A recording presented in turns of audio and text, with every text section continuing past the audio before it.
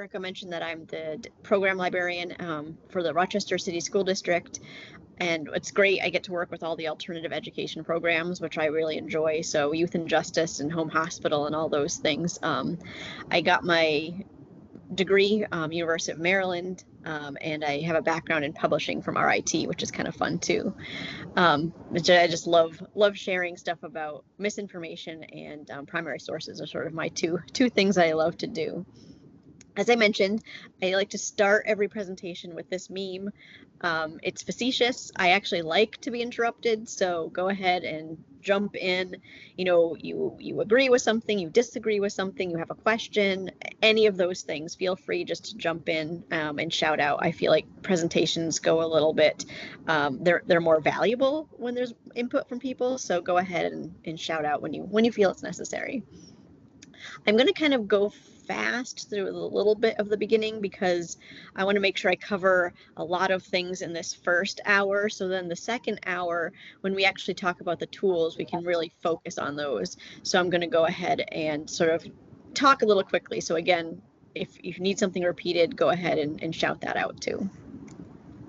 So I will start off by talking about the inspiration for this presentation.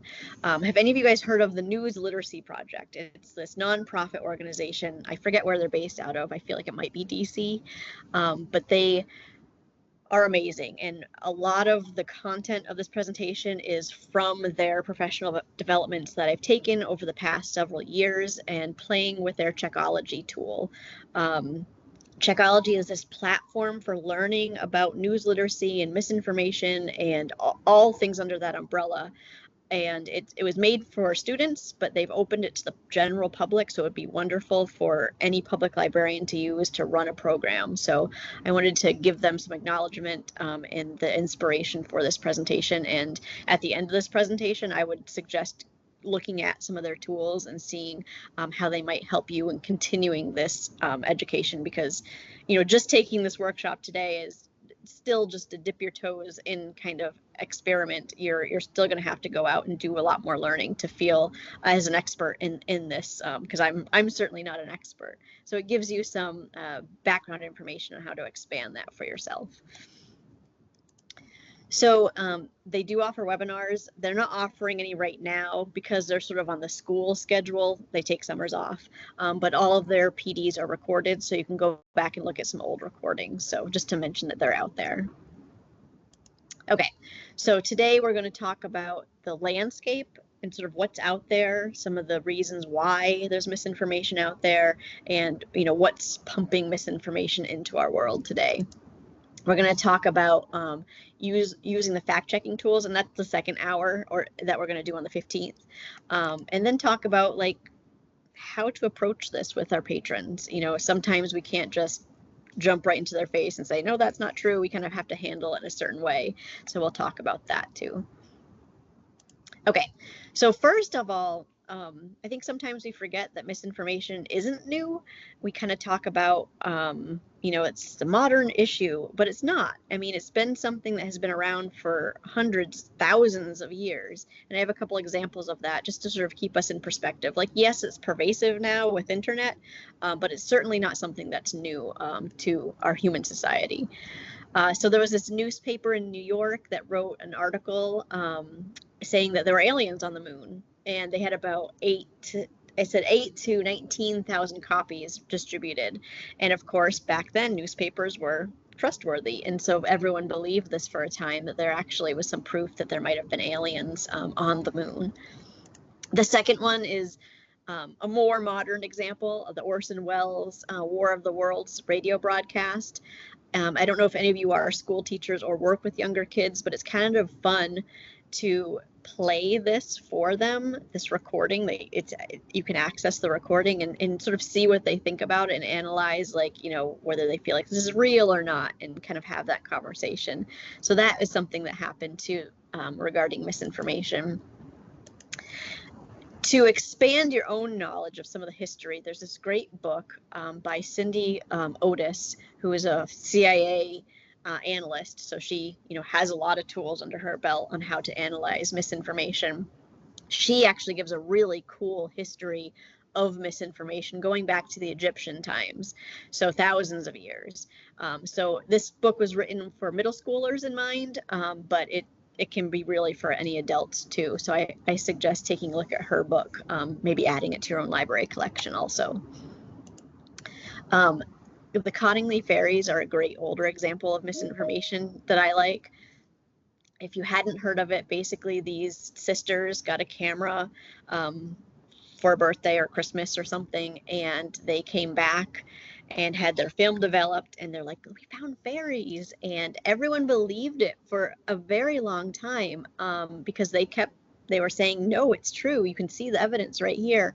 And I think they were in their 80s, which, you know, is kind of recently when that came out. They actually said, oh, no, we were just kidding. You know, as these young children now are in their 80s, they were like, yeah, they were just paper cutouts that we made. So that was a really, really fun example of, you know, something not harmful, but kind of fun misinformation out there. Oh, Cindy Otis looks like she lived in one of your regions, which is kind of cool. Awesome. Yeah, I found her on social media a while ago, and she seems like a really cool person. Okay, so we also have like the classic, more modern fake news of, you know, those headlines that we would see in the stores, you know, in the lines and during checkout time. So these have been around for a while too. And, you know, back then it was kind of easy to see, you know, what was true and what was not true. But we have a little bit more of a different aspect of looking at news today. And then we're going to review a little bit of that. So today's world is different from when we were kids. And I don't know everyone's age here, but like back in the day, you know, when I was a kid, unless you were very wealthy, you had one TV in your house. You know, you had one TV that everyone looked at, one screen where you were getting your news and a lot of your information from. But if you compare that to today's world, you know, just individual, think about how many screens you as an individual own. Maybe you have a smartwatch, maybe you have an iPad, maybe you have an iPhone, or, you know, an Android, and then you have a laptop too. So that's like 4 devices just for your individual self. So you think about all that extra information coming to you and how it's different, you know, from back in the day where maybe there was one screen you were getting information from. Now it's, you know, 4+ screens you as an individual have. So it is more pervasive than it used to be. So now we kind of get into the nitty gritty of misinformation. We're going to talk about the why first. You know, we kind of think like, ugh, you know, why is this here? And so I'm going to talk about 4 different motivations of misinformation, 4 different reasons why it exists. So the first one is understanding that people want to make money. Okay, so if you look at this example of misinformation, it's an email that someone got in their inbox saying, you know, your credit card failed for your Netflix subscription. If you want to keep watching those shows, you better give us your credit card information. Most of us are smart enough to realize that this is misinformation. But if we think about what's the motivation behind this? Money. So that's one of the whys, is people create misinformation because they want to, you know, have you part ways with your money, and they would rather have it than have it be in your pocket. So that's one example there. So we have money as one of the biggest whys of misinformation, but there are other reasons why it exists out there too. Another one, and I'll start with the example, is this is a video of a person in a suit, nice suit, in a polling place, stuffing ballots into it. You know, you're supposed to vote once, right? So you would think this video is one person putting a ballot in, but you can see like multiple ballots going in for this one individual. And so it says, it's labeled that it's from Flint, Michigan. It was presumably from the election 2 elections ago, but it is false information. It actually was a polling station in Russia. It wasn't even the United States. So yes, it did happen, but that's not the United States. So the motivation behind this, you can imagine, is to have a group of people have sort of benefits over another group. So someone created this misinformation because they wanted to seed distrust in the election process, because they wanted their group of people, their political party, to have, you know, something over the other group. So there's sort of that idea that you're creating misinformation because you want your group to be, brought up above another group. Now, the next one example is this post, and I believe it was from Facebook, and the caption says, was at the Black Panther premiere, but a group of Black youths said this movie wasn't for me. I'm white. They then proceeded to assault me. I'm headed to the ER now. And there's a picture of a bloody rag and looks like a sink there, presumably evidence of this person being assaulted. In reality, this picture of the bloody napkin was taken 6 years before Black Panther premiere, and it was part of a Halloween shoot that someone did. They found the original picture on Flickr.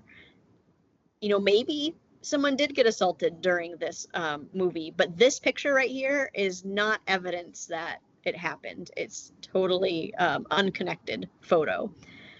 But going back and thinking, what's the motivation? Why would someone create this? And you might say maybe it's a group of people wanting to get an advantage over another group. But really, this one I would categorize as just malicious. There is malicious misinformation out there where they're not trying to get money. They're not trying to gain any sort of advantage over another group, but it's just malicious. There are people out there that do that. And so that sometimes is a motivation for misinformation too. But I want to close with sort of a little bit more happy thought. And this is an example from back when COVID, we had all these mask mandates. And it says, those that use a fabric mask after wearing it, place in a Ziploc bag and microwave for 2 to 3 minutes to sanitize. Do this after each wear. So you think about, why would someone post this? They're not trying to sell anything. It's not money. They're not seemingly trying to get a group advantage over someone else. It doesn't seem mean, like they're trying to be helpful. And that's exactly what it is. It's altruistic. They think they're being helpful. Maybe they misheard something, but they think, oh, this is a good idea. So they share it without maybe thinking it all the way through. So this one is actually an altruistic motivation for misinformation. Sometimes people create and share misinformation not knowing that it is, and actually think that they're being helpful. So keeping that in mind, that there's all these different motivations for misinformation out there can be a good first step in understanding them. And sometimes, things might have more than one motivation, just like in everyday life. Not everything can be pigeonholed. But I wanted to start with those whys first before we dive into sort of what's out there in the shape of misinformation. So I'll take a little breath here in case anyone has any questions about those motivations before we get started. Okay. So now we're going to talk about the different types. And I think, if I'm counting right, I think there's 5 different types. So we have the whys, but now we need to know, what types of misinformation exist out there. Because in my mind, when we can start labeling things, and we don't have to be rigid with our labeling, but when we can start labeling things, it can help us understand it. So that's why I start with all of this labeling nonsense at the beginning. So first is satire and parody. So that's when we're creating false information, but with a specific intention of being funny or making a commentary about society. So a lot of us are familiar with The Onion. That's a great example of it.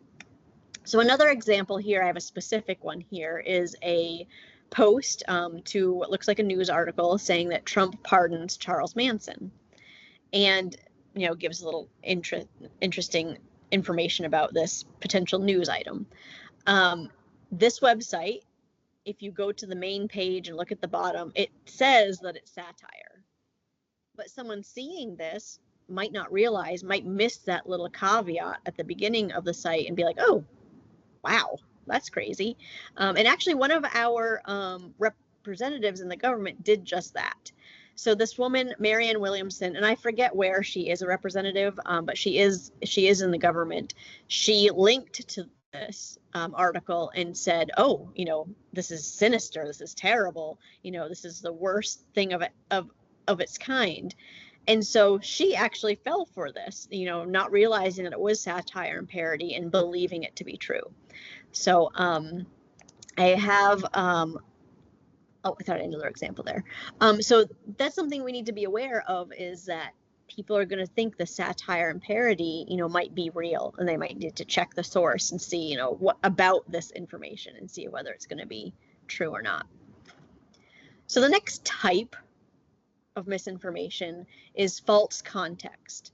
Now that's where you take something that's true and real. There's been nothing manipulated, nothing photoshopped, nothing changed, nothing staged, but you're giving it a false story, false context. You've taken something real and written an incorrect story around it. So an example of that is, again, because election is coming up, I put a lot of election examples in here.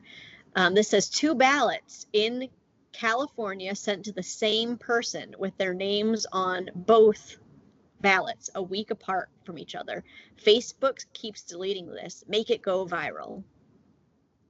So the truth behind this post is that yes, it's a photograph of 2 ballots with the same person's name on them, but it is not, the story that was told on Facebook is incorrect. The actual story is it was a local government preparing for the ballots. You know, these are mail-in ballots, so they need to make sure it fits in the envelope, make sure everything, you know, fits properly. So they were test printing and making sure that this all worked for the post office, so then it could go out and be mailed to the constituents.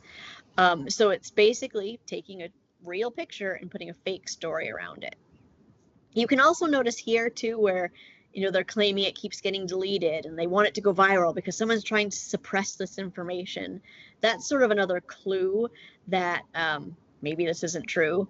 And next week on the 15th, when we're actually going to talk about the tools, we're going to talk about mindsets around how to recognize misinformation. We'll go deeper into that, but I wanted to mention it here since it was a clear sign that maybe this should be fact checked, because they're saying make it go viral, they're trying to suppress this. That's sort of a trigger that we should look a little further.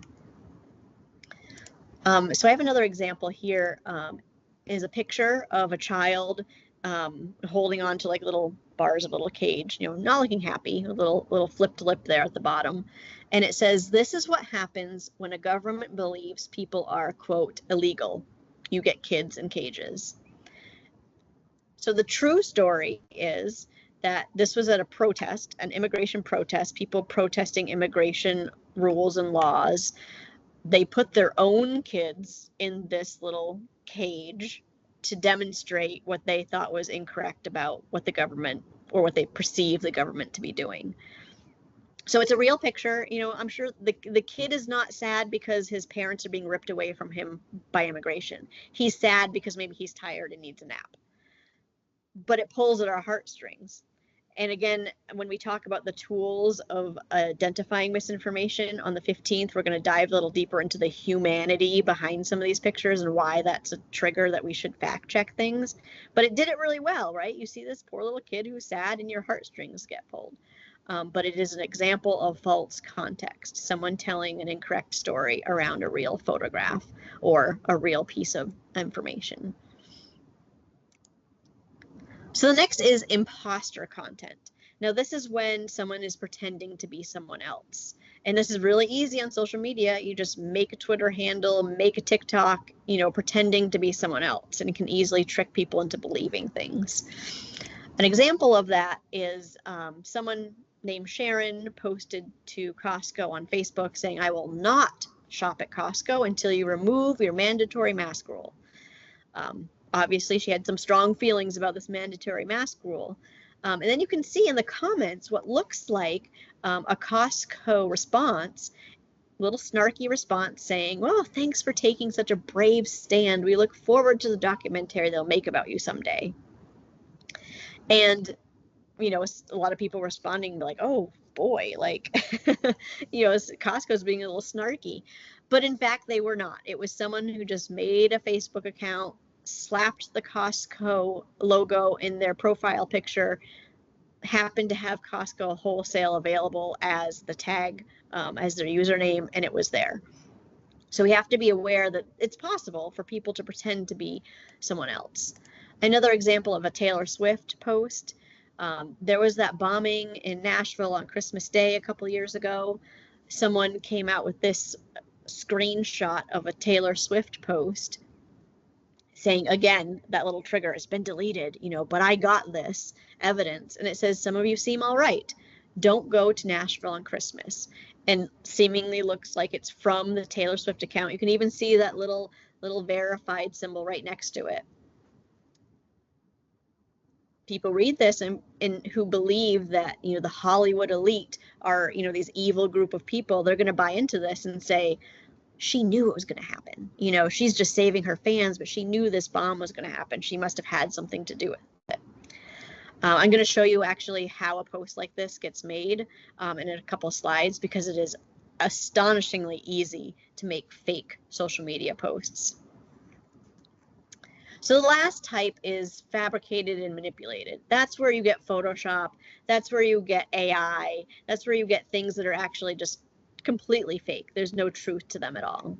So an example of that is these are some screenshots from a YouTube video that came a couple of years ago, where there's a guy in a hard hat, a yellow vest, and he's this like box pulled open, and he says, look at this is a 5G thing I'm supposed to be installing, on these cell towers, but they told me not to open it, but I did, and look what it is. It's this little liquid container at the edge, this brown liquid, and it's labeled COVID-19. I think they're actually infecting us with COVID, with the 5G towers. And so the reality of it is someone who knows circuit boards was able to get a picture of the actual circuit board, and they recognized that's from a TV. It's like they recognize the circuitry, and they're like, that's from a TV. And you can actually see the little white line here. If you've ever taken apart some electronics, if you've bent it, you get this little white line on it. You can actually see that there. So someone fabricated, manipulated a TV screen circuit board, put this little thing on it, put the hard hat on and the vest, and made up this whole story about being a 5G installer, trying to get people paranoid about the origin of COVID-19. So again, an example, this is like physically manipulated. This isn't Photoshop. Someone actually physically went and made this thing and then videotaped it. So this fabricated and manipulated content can be, Photoshop, but it also can be someone manipulating something in real life too. And I have another fun example here to get AI into the talk a little bit. This looks like a historic photo of a ginormous horse. Back in the day, or tiny men. I don't know. It could be tiny men. It could be a giant horse. This isn't real. It's AI generated. Someone wrote a prompt, presumably saying, I would like to have, a horse that is, twice as tall as a regular man. And then, boop, the computer popped this right out. So this example of the type of misinformation is kind of the hardest to deal with, because it's completely fake, and you really have to do a lot of fact checking to figure out what's real and what's not. So now I'm going to take another little break to take a drink. If you guys have any questions about that, next we're going to go into sort of how all this stuff gets made and kind of the whole landscape and putting it all together in the next couple slides. And I will give you a little I guess warning. So we're kind of going to end today's session on a little bit of like, wow, this is sad and this is depressing and scary note. But when we start next week's, when we start talking about the tools to identify and the humanity behind some of this, I hope to end, the next section on a little bit of a higher note. So I apologize for today. It'll be a little bit of a downer today, or a little frightening today, but we will bring you back up when you attend the next session. Okay, so the landscape, first thing I'm going to talk about are generators. So that is when I talked about making a fake social media post. It's not someone building that in Photoshop, taking 20 minutes, half an hour, building that in Photoshop with the verify button with the names and stuff. It's actually an online tool that helps people build these in seconds. So I'm going to show you how that works. So I'm going to start with an example of one that exists. So this is a TikTok post, screenshot of a TikTok post. And again, I apologize. I did this presentation for a medical library group, so I picked some medical stuff. So I apologize if it grosses you out a little bit. But we have a fish on a face, and it says hashtag pimples be gone, hashtag fish therapy. Get those pimples gone with a new therapy approved by the National Institutes of Health. Click for more info. So basically, we've got the National Institutes of Health logo here in the TikTok profile. We can see they're verified here with a little blue button. We can see that this has been liked 1.8 million times.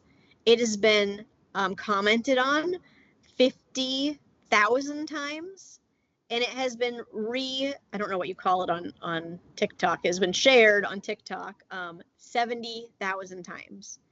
So you see all that data connected to it, and your first thought might be, well, maybe this is legit. Maybe this is true. If this many people are talking about it, like maybe I'm missing something. And maybe you'll just throw a little fish on your face and see if that helps.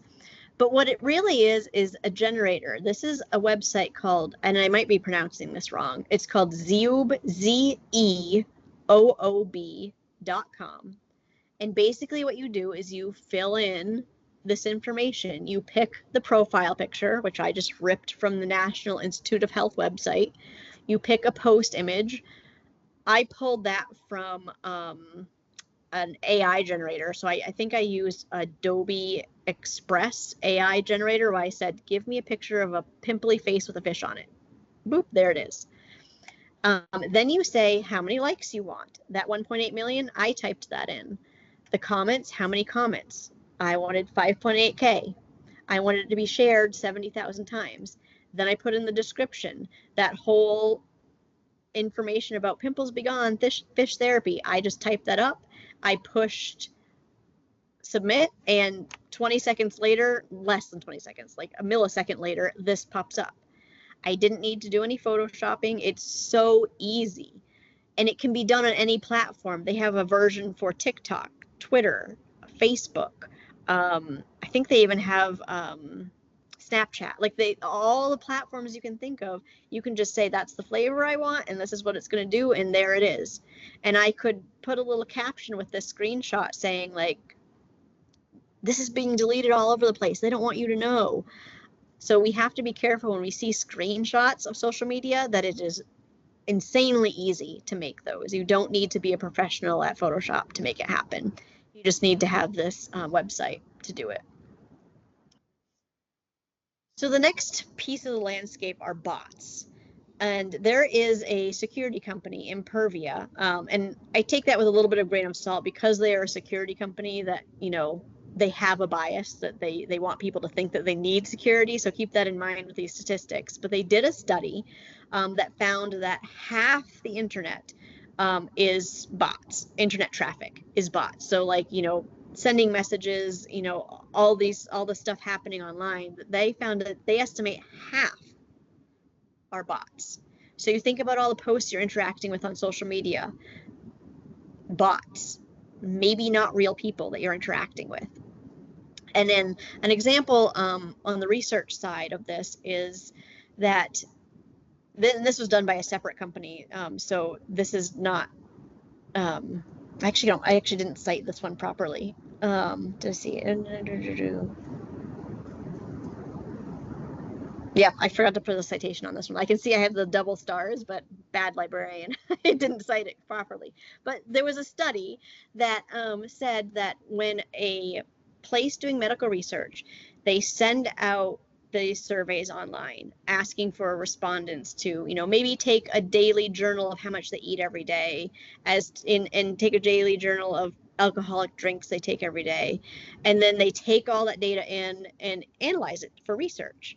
But they found that when they sent out like a call for people to be part of a study like this, they found that 3/4 of the first respondents were bots. So there are companies that have written these computer programs that look for opportunities to make money online, and they have these bots that can fill out the application immediately and try to get this, you know, usually get paid for studies like this. So hopefully they're looking to get this money back. So when you go back and think about those motivations, these bots are creating these fake profiles to take these surveys so they can get those gift cards, so they can get that money back. So that's something that's really with AI and with all the stuff that's coming out where computers are just so much more powerful, that the number of fake information being created by computers themselves is growing exponentially. So we've also got content farms, and these aren't new. They've been around for a while, but they're still persistent. They are basically just what the name says. They are growing content and not good content. You know, you think of a farm growing nice healthy food. This is not growing nice healthy food. It's growing junk. So if you think of 5-minute craft videos or those little clips you see on TikTok where it's like, you know, do this quick hack or something like that, that's what these content farms are. And legitimately, some of them are interesting and some of them do have little nice life hacks there, but a lot of them are going to be horrible things that can actually cause harm. And I have an example here of one. You can see this woman is putting hot glue on a toothbrush. And what's horrible about these videos is they don't give no context. They don't even have any voiceovers. It's just this person doing this action, and you're supposed to think that this is a good thing. So she puts the hot glue on the toothpaste, and she immediately puts it in her mouth with a big smile on her face. I mean, anyone who's used hot glue will know that's probably burning her gums off. And I can't for the life of me think like what that was supposed to be doing. I'm guessing teeth whitening or something, you know, something that they thought would be good, but there's no explanation. It just goes to the next thing without an explanation of what that was. These are dangerous because, you know, when you have someone who is a child who does not have their brain fully developed, who is looking for ideas to be, you know, be this or be that, they see something like this, they might give it a try. And that has happened a lot. There was another trick here where you would melt caramel on a stove and then put it in a mixer. So you'd get sort of like this glassy, like caramel pretty thing to put on a cake or something. But again, you know, someone who is not have their brain fully developed yet does that, not realizing that they're putting a hot molten sugar on a mixer and it's going to go flying and potentially burn, you know, get in your eyes and do things like that. So they exist, and you can guess when we talked about the motivations, like why money, that number one motivation. They get money every time someone watches these, and they get a lot of money because people either think they're crazy and they keep wanting to watch it, or they actually think they're helpful and keep watching it. So it's this cycle of keep going. Oh, so someone has said, I read a theory that 5-minute crafts is a Trojan horse for Russian disinfo. Get people hooked on watching that channel and then sub in pro-Russia content at some point in the future. Oh, that's interesting. Yeah, and that's what the thing is too, is a lot of people think that they do come from overseas. And that's the reason that they don't speak. They don't have voiceovers. There's just little music in the background. And they'll just go ahead and play over and over again. I will show you, and you guys can look this up in your own time. I'm actually going to click on this link. I won't play it just because I don't have a lot of time today. But if you go to this lady's website or her YouTube channel, she's an Australian lady. She does a lot of cooking shows, but one of her things she does is she actually does these 5-minute hacks and like tests them out and does like the science behind them, and it's really entertaining. It's called How to Cook That, and I find her really interesting. I've used her stuff in a lot of examples. Like, oh, here's a new one. Debunking Jolly Rancher cotton candy deep fried frozen eggs. So she actually does them. She actually, like, because she's a cook, a chef, she actually is like, well, I'll see if I can make this work. And, you know, and she has her husband taste test all the stuff, which is great. So if you want a fun way to sort of look at debunking things, she's kind of a fun way to do that. So what we've got is trolls. Trolls have been around ever since they've been like chatting online. So basically, one of the reasons misinformation is out there is because that when we talked about motivations and why people do it is they just want to stir up trouble. Like they don't care who wins or loses. They just want to see the chaos. They want to see the arguments. They want to see everyone worked up.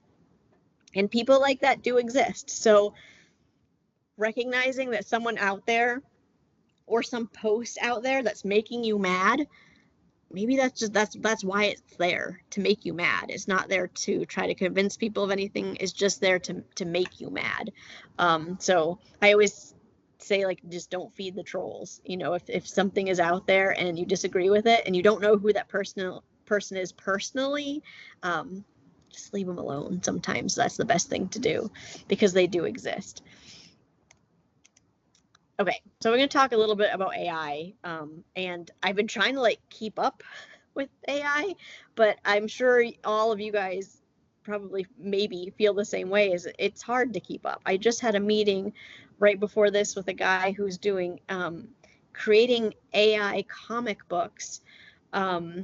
He's taking kids and they fill out this form and they list their strengths, their weaknesses, you know, things about them, and he's made this. You tap a couple of buttons and boom, they have a comic book about themselves that uses their weaknesses as their strengths in the comic books. It's like a good use of AI, but it's like all this stuff is just coming out just at everybody. So I'll give you guys a little taste of AI, but that could be a whole nother webinar in talking about, you know, how we're all gonna live with AI in the future. So this first example is actually a quite older example, but it was created using AI, and it's this picture. Oh my goodness, I forgot the actor's name. We have Jim Carrey, which I can think of. Jack Nicholson. Jack Nicholson, you know, was in The Shining. So it's a clip from The Shining, and you have Jim Carrey on the other side. Now, Jim Carrey never had those clothes on, never tried to recreate this scene. This is completely computer generated, and I'll show you what it looks like because it's quite amazing, especially with the facial expressions.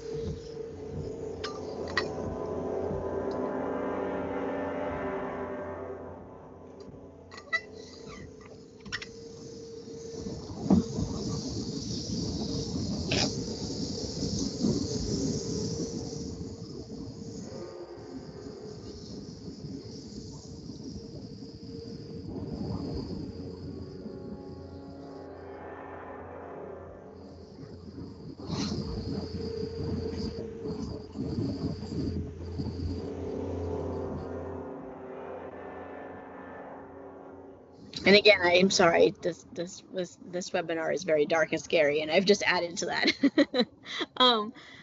So that was created using AI. So that exists out there. You know, now we can type up prompts. I don't know if any of you guys have heard of Sora.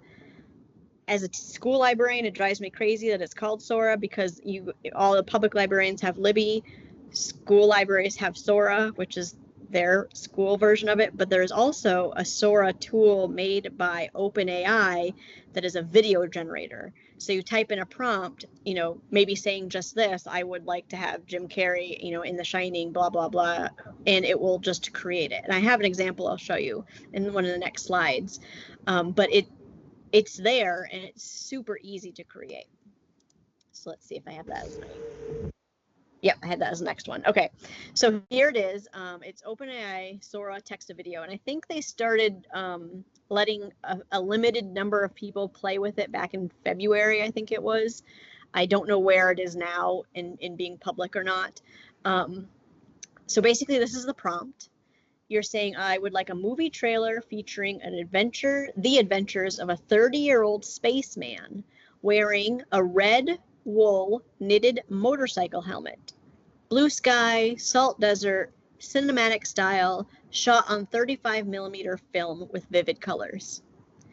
So I don't know if any of you guys have played with Canva or Adobe Express's version of like image creation with prompts. Same idea, but instead of creating a static image, you're actually getting a whole video. And I have the clip that was made from this prompt on the next slide.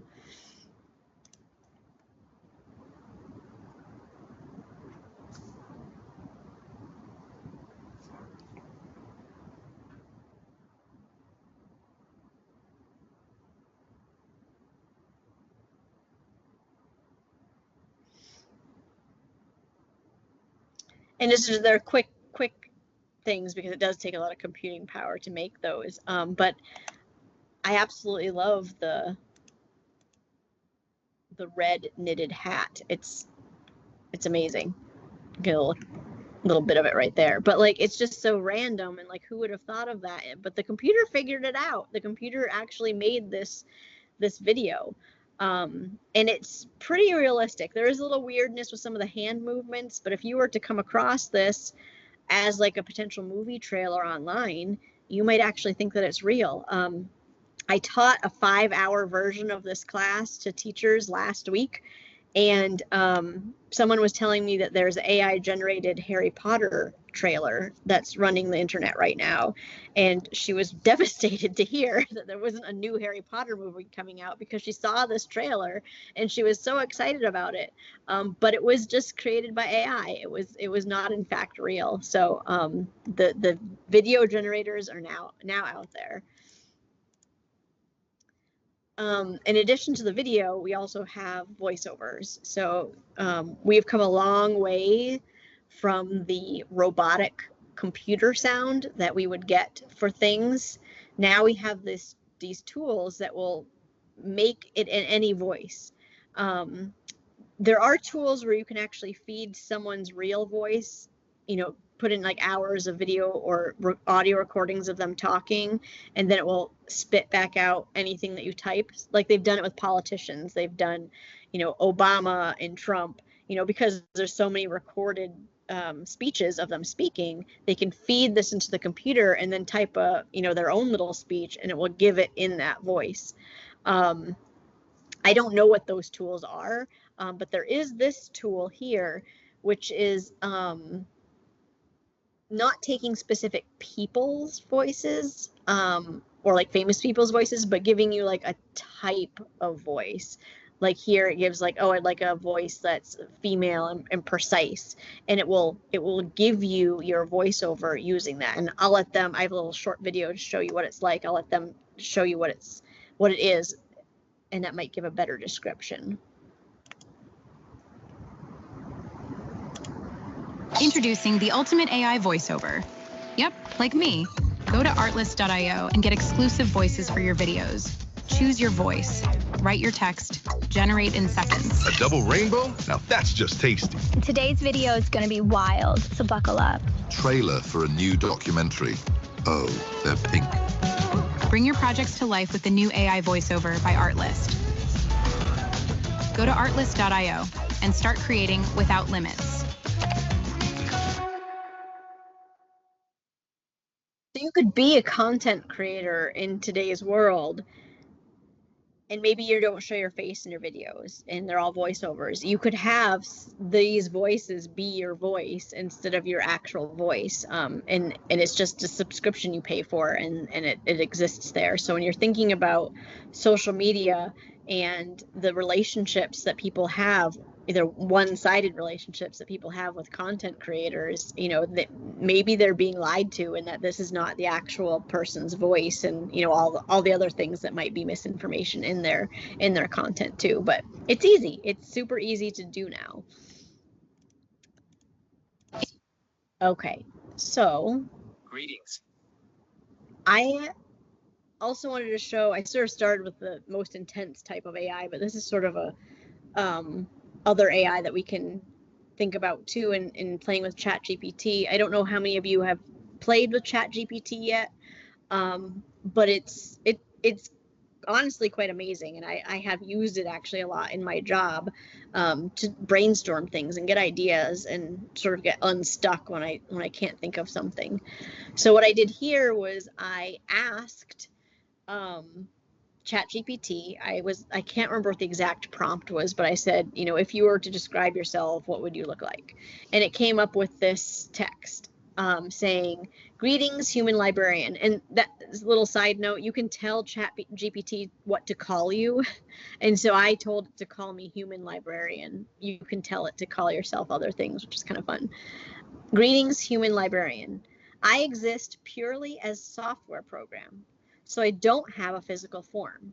If you were to imagine me I can never pronounce this name, anthropomorphically, you might envision a translucent figure composed of streams of light, surrounded by a faint aura of soft colors, suggesting a blend of technology and ethereality. So what I did was I took that prompt and then I put it into I think Adobe Express. Yeah, Adobe Express image creator. And this image on the screen is what it came up with. So not that this is misinformation, but it's just something that's so easily created, and you could use it to create misinformation. So you know, like it said, it doesn't exist physically, but if you were to imagine it, that's what it would look like. Okay, so there are some things to know about AI, and like I said, AI could be a whole nother workshop, but it is part of the misinformation landscape today. So I thought there'd be some important things to know about, you know, if you haven't dove into that quite yet, some basic things that are worth knowing. So the first is hallucinations. So this is key to misinformation. When we ask AI to do things for us, it hallucinates. It will make up things that it doesn't know. An example of that was a year or so ago, there was a lawyer who was using ChatGPT to help him write briefs. And so he was dealing with some case. He asked ChatGPT to come up with similar cases to this case he was working on so he could write them in his brief. And it found some, but he wanted a specific number of cases that related to this, and there weren't that many. So it made up a case and put it in that listing. The lawyer then submitted this to a judge, and the judge was smart enough to be like, yeah, that's not a real case. And he was made an example of, and saying, like, if you're going to be using ChatGPT, you need to make sure that these cases actually exist. So ChatGPT won't tell you, at least as it exists now, it won't tell you, well, I couldn't find one, so here's one I made up. Like, it won't tell you. You need to know. You need to be able to figure out what's real and what's not. Do your fact checking. So that exists, and that's sort of accidental misinformation that's created by AI. Another fun thing is, and I will show this when we talk next time, there's actually this tool where it's sort of a game you can play where you try to guess whether it's AI or human, and you get to see by guessing which it is. And so they're actually using the data from people playing this game to see, like, how well can humans tell whether something is written by AI or whether something is written by humans. And you can see, sadly, it's 60% people thought AI was human. So more than half of the time, AI is tricking people into thinking that they are human. So it makes it harder and harder to see, you know, what's AI and what's not. Okay, so that is the end of the beginning part. I think I might dive into a little bit just to get a little, since I touched on this a little bit, and then we can review it next time too. But I wanted to talk, because I don't want to end on such a downer. So I want to talk about, like, our humanity. So, like, I showed you guys a lot of different ways that information is out there and how it can be wrong and bad and hurt us. But there's a lot of humanity that we have, which is a good thing. And so I'm going to talk about how all of our good parts of being human can be used against us. And so not to just focus on the bad part and, like, how people can manipulate us with our humanity, but think about how all these things are good things that we need to keep thinking about as we're navigating the world. So we have our emotions. That's part of what makes us human.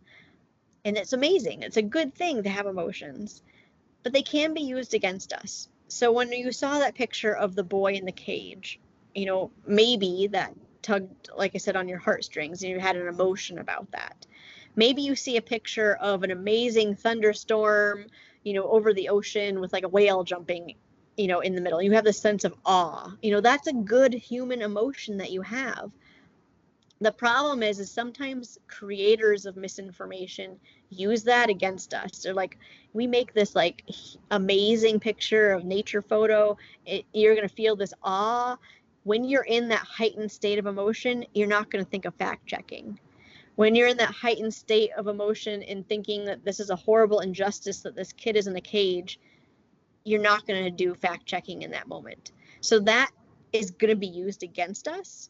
So just remembering that and being aware of that can help us train our brains. When you feel this really good or really bad emotion, you're being like, wait a minute, let's check that out. It's a skill that you're going to have to build over time, and stopping when you feel those emotions. And it's as I work with kids too, like teaching them to recognize those emotions and then step back is a really critical skill.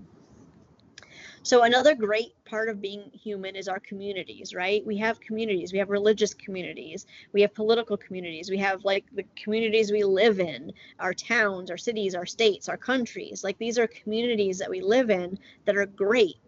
They bring us together and make us human, but they can also be used as an echo chamber. So maybe you have a particular political viewpoint and you surround yourself with people like that, and that's fine, but realize that you might be in an echo chamber, and that when you see posts that have been curated because you have this particular religious identity or political identity, that you might be getting stuff fed to you that is just that and not the other side, and you might be more apt to believe things because it comes from your community.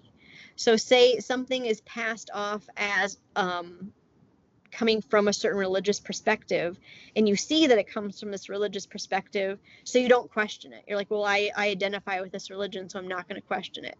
So just realizing that someone might be using that against you. They might be wrapping themselves in this identity, trying to trick you, like the Trojan horse thing, like trying to trick you into believing something just because it's part of this identity or community that you identify with. Skepticism, when it comes to misinformation, is really good skill to have. We want to be skeptical, but it can be, again, used against us when we talk about conspiracy theories. It's like taking skepticism too far. Like at some point you have to believe, that there is some good in the world. But we have the example of a Tuskegee syphilis study where, that skepticism was not listened to, by the Black community, and it was this horrible injustice that happened. So it's hard because, some people have been skeptical and it hasn't been listened to, but then it ends up being true.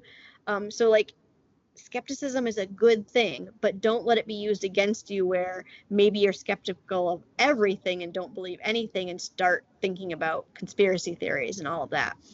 And we'll talk about conspiracy theories a little bit next time too. I mentioned a little bit about influencers and the one-sided relationships that we have. So one-sided relationships, that's what influencers are. Like you might send them a message, and maybe if you're lucky, they might respond to some message you send them. But really, influencers are one-sided. They are putting information to you all the time, and they are not allowing you to come back at all, at least in a valuable way. Like, of course, you send them messages and send them, retweet their things and stuff, but it's not meaningful back and forth relationships. So those relationships can be used against us, and it's good. Maybe you have this amazing influencer that you're following who does, a workout routine that you are following. That's a good thing. But be aware that sometimes that relationship, that one-sided relationship, could be flipped and used against you in the form of misinformation. And then finally, stories. So stories are a huge part of being human. We've been storytelling for millennia. It's a huge part of what we are. And so when you take that false context, that false story, and attach a false story to something, they're powerful. Telling that story of that boy in the cage whose mom has been ripped away from him and he'll never see her again, that's a powerful story. It might cause you to do something, but it's not reality, at least in that particular situation. So that's something to be aware of there. I'm actually going to show one. I don't know if I left it in here.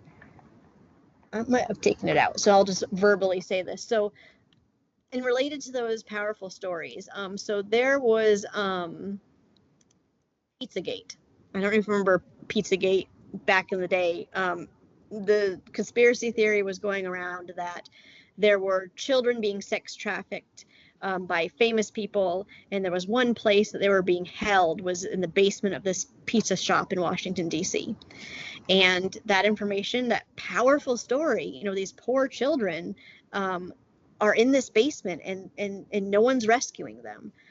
Someone actually took action, you know, because that story was so powerful, and they actually went to the store, and they had a gun, and they actually shot up the place because they thought they were rescuing these children. They thought they were doing a good thing. They thought they were rescuing children. But that story was so powerful, and he didn't step back and be like, wait, I'm having these strong emotions. I should check this first before I act on it. Like, if he had had that ability to practice that skill, he might have, you know, been able to fact check that and be like, it's not actually true.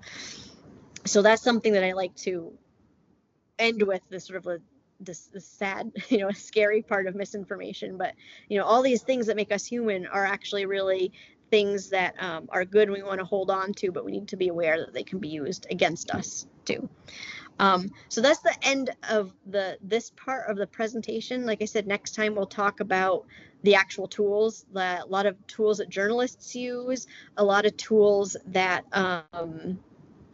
you know, librarians use too. So I'll just give demonstrations of each of those tools and how to use them, and then talking about a little bit about how to present some of this information to your patrons and helping them on their own journeys of, you know, fighting misinformation.